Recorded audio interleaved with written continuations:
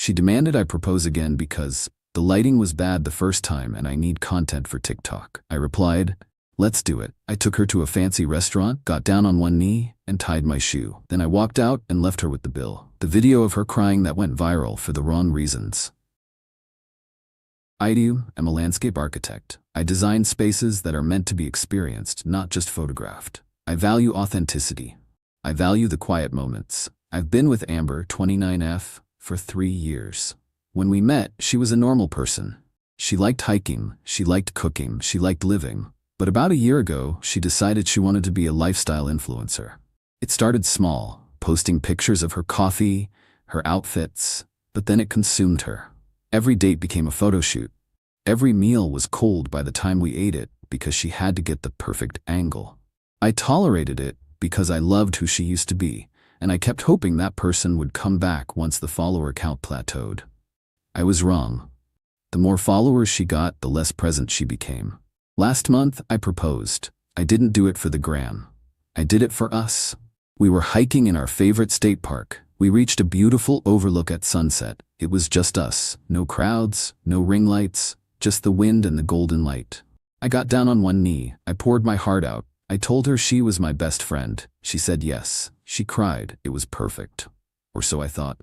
Yesterday, Amber sat me down. She looked serious. Babe, she said, scrolling through her phone. We have a problem. What? Is the ring okay? The ring is fine. It's the proposal. I can't post any of these photos. Why not? The lighting is terrible. The sun is behind you, my face is in shadow, and my hair looks frizzy. Plus, you didn't even hire a hidden photographer. It looks low budget. I stared at her. It was a hike, Amber. It was intimate. Intimate doesn't get likes, Mike, she snapped. I need content. Engagement content is huge right now. I could get brand deals for the wedding if we go viral. So, here's what we're going to do. She pulled up a spreadsheet, a literal spreadsheet. We are going to do a re-proposal. You need to book a table at Lumiere, the most expensive French restaurant in the city. Wear your navy suit. I bought a new dress. You'll propose at dessert. I've already hired a videographer to capture it from 2 angles. You need to cry a little bit this time. It plays better. I felt a cold knot form in my stomach. She didn't want me. She didn't want the marriage. She wanted the content. Our actual engagement, the moment I pledged my life to her, wasn't enough because the lighting was bad. You want me to fake a proposal? I asked. It's not faking, it's optimizing. Don't be difficult, this is for our future. Stamela, think of the engagement numbers. Okay, I said. Let's do it. She squealed and clapped her hands. Yay. Okay, reservation is for Friday at 8 p.m. Don't be late. And get a haircut. She didn't notice the tone of my voice. She didn't notice that I didn't smile. She was too busy texting her videographer. I didn't get a haircut. I did, however, go to the bank.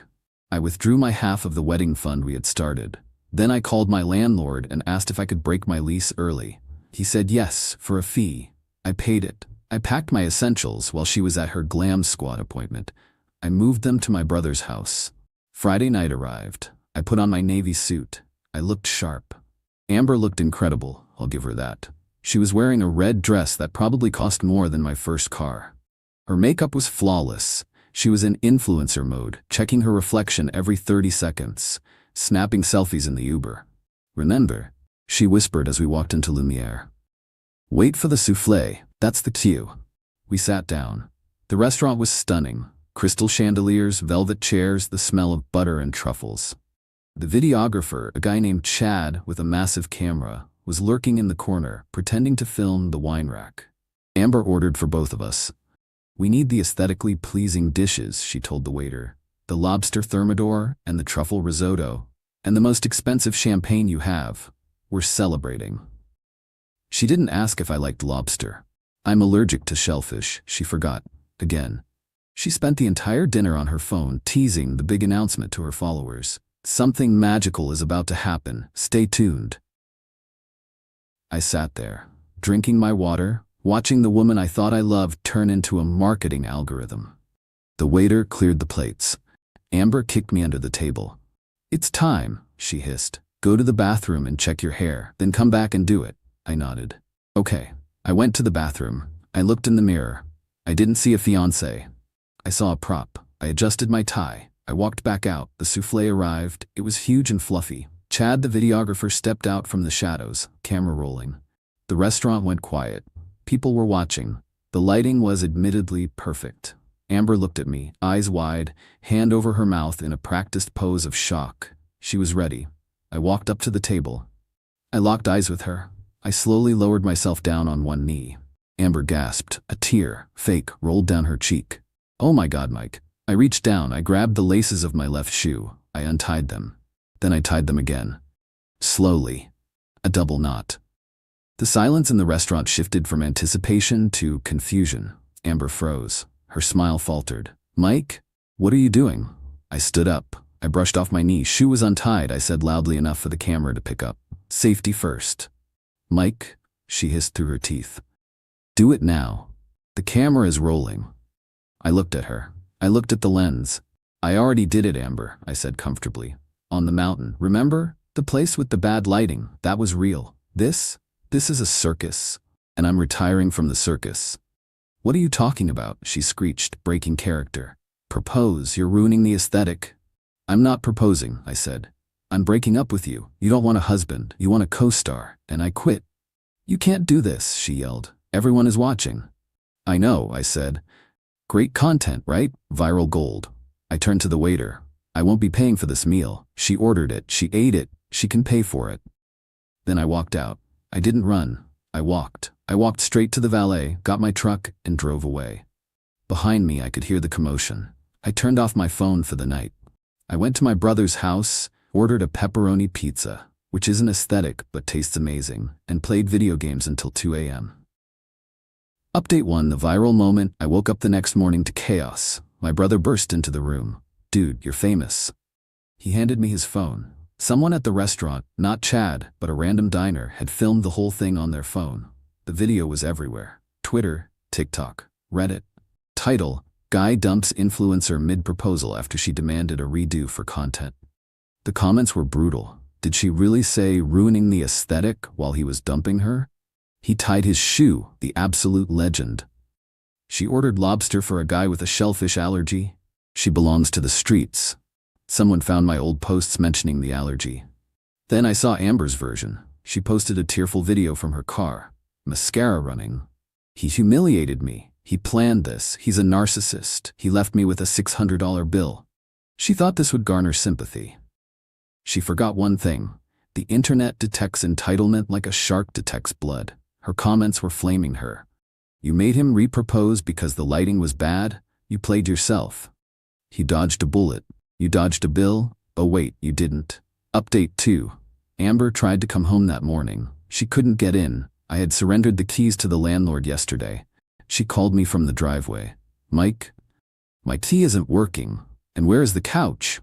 I answered. "I moved out, Amber. The lease is broken. You have 48 hours to get your stuff before the landlord changes the locks for the next tenant. I suggest you hurry." "You can't do this. I have nowhere to go." "Go to Lumiere," I suggested. "Maybe they'll let you wash dishes to pay off that $600 tab." "I had to put it on my credit card," she wailed. "I'm maxed out. Content costs money," I said. "Welcome to the production budget." I hung up. Update 3. This is my favorite part. Chad, the videographer she hired, contacted me. He sent me a DM on Instagram. "Hey man, sorry about the drama. She refused to pay me because the video was ruined. I have the raw footage. It's cinema. If you want it, it's yours for $50. I just want to buy beer." I Venmo'd him $100. He sent me the file. It was glorious. High definition, 2 angles, crystal clear audio of her saying, "Do it now. The camera is rolling," and me saying, "I'm retiring from the circus." I didn't post it. I'm not that petty. Okay, I lied. I sent it to her mother. Amber's mom, Susan, is a traditional woman. She hates social media. She hates influencing. I sent the video with a text. "Thought you should know why the engagement is off." Amber was more concerned with TikTok than the marriage. "I'm sorry, Susan. I tried." Susan responded, "Oh, for heaven's sake, I am so sorry, Mike. She is grounded. I don't care that she's 29. She is coming home, and she is getting a real job." Final update. 3 months later, I'm living in a new apartment. It has great lighting, but I don't post about it. I'm dating a girl named Jessica. She's a librarian. She has 40 followers on Instagram and hasn't posted since 2019. We went hiking last week. We saw a deer. Did you get a picture? I asked. No, she smiled. I just watched it. It was beautiful. I think I'm gonna marry her. Amber lost about 50K followers after the shoe tie video went viral. Brands dropped her because she became the face of entitled influencer. She tried to pivot to villain-era content, but it just came off as sad. Last I heard, she moved back in with Susan. Susan makes her pay rent. Susan also banned phones at the dinner table. Amber is currently working as a hostess at a chain restaurant. She has to wear a uniform. It is not aesthetic. I still have the hiking boots I wore that day. Every time I tie them, I smile. Best knot I ever tied. TLDR. Fiancé demanded a re-proposal for TikTok because the lighting was bad the first time. I took her to a fancy dinner, tied my shoe instead of proposing, and walked out on the bill. She went viral for being entitled, lost her followers, and moved back in with her mom.